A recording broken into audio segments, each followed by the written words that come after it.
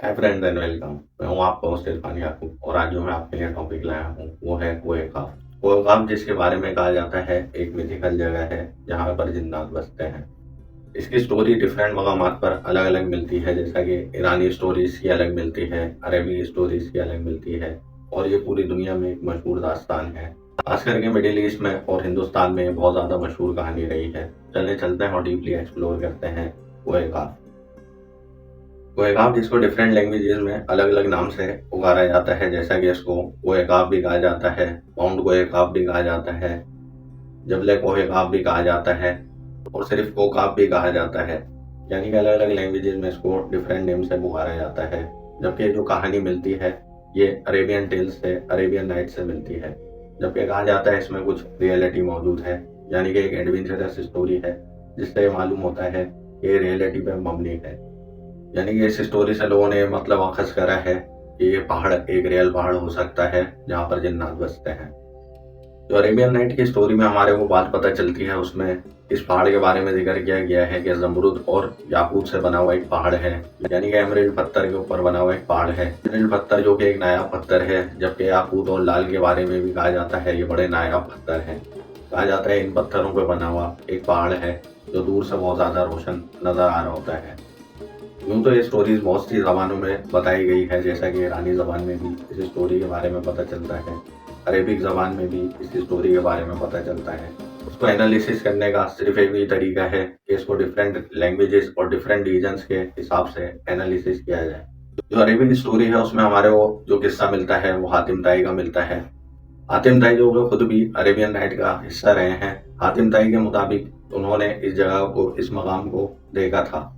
जबकि हातिम ताई एक रियल इंसान थे जिनका ताल्लुक शिमर कबीले से था और इनकी स्टोरी 5th से 6th सेंचुरी के दरमियान की मिलती है। जो हातिम ताई के बारे में कहा जाता है कि बड़े सखावत पसंद थे, यानी कि बड़े सखी थे। सिमिलरली जो अरेबियन ट्राइब के जो लीडर मिलते हैं हातिम ताई, उनके बारे में भी यही कहा जाता था कि वो बड़े सखी थे।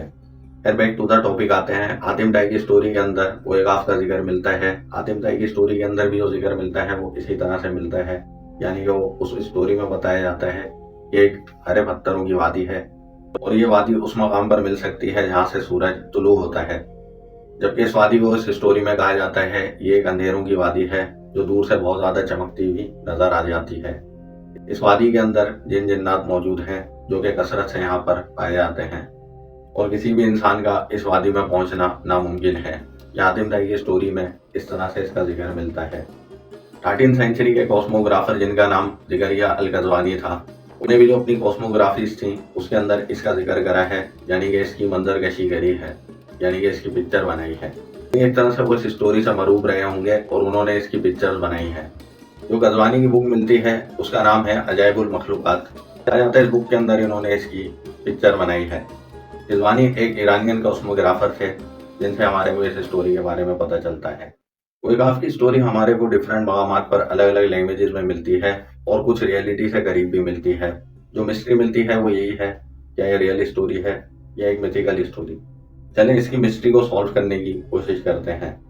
जो इस स्टोरी में बात पता चलती है कि सूरज जहाँ से तुलू होता है ये वादी वहां पर मिल सकती है, यानी कि कोहेगाफ का पहाड़ वहां पे मिल सकता है।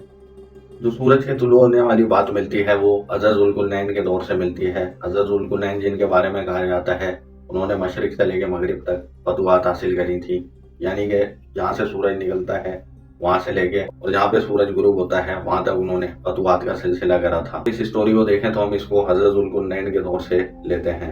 हज़रत ज़ुल्कुरनैन के दौर के अंदर उन्होंने याजूज और माजूज को एक पहाड़ी के अंदर कैद करा था। अब इसमें थोड़े इख्तिलाफात मिलते हैं कि एक पहाड़ी थी या एक बहुत बड़ी दीवार थी, जबकि एक बुलंदो वाला मकाम था जहां पर इन्होंने याजूज और माजूज को कैद करा था। जो हज़रत ज़ुल्कुरनैन की स्टोरी है उसमें भी इस बात के शवाहिद मिल सकते हैं, यानी कि इस बात का पता चल सकता है कि ये रियल स्टोरी है। और उसकी वजह है कफकास के पहाड़ी सिलसिले। कफकास के पहाड़ी सिलसिले जो कि बहुत ज़्यादा तवील रकबे के ऊपर फैले हुए हैं, यानी कि इसके अंदर बहुत ज़्यादा कंट्रीज आ जाते हैं, ईरान, इराक, तुर्की, रशिया और भी डिफरेंट कंट्रीज इसमें शामिल हैं।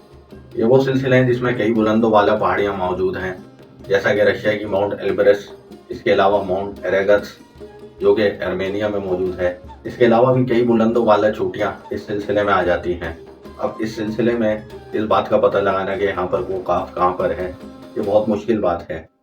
लेकिन जो हज़रत ज़ुल्क़ुरनैन अलैहिस्सलाम के दौर से हमारे को हिस्ट्री मिलती है, उससे ये बात तो पता चल सकती है कि हो सकता है कि ये वही पहाड़ी हो जिस मकाम पर याजूज और माजूज कैद किए गए हैं।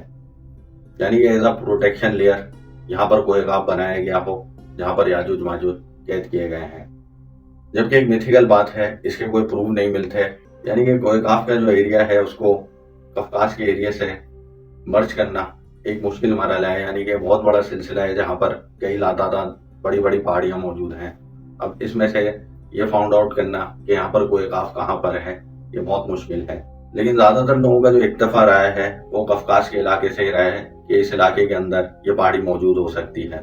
जबकि डिफरेंट मकामात पर इसकी बात की जाती है, तो हो सकता है कि ये पहाड़ी इस मकाम पर मौजूद हो। जैसा कि एंटार्क्टिका के बारे में भी कहा जाता है, तो हो सकता है कि पहाड़ी यहाँ पर मौजूद हो।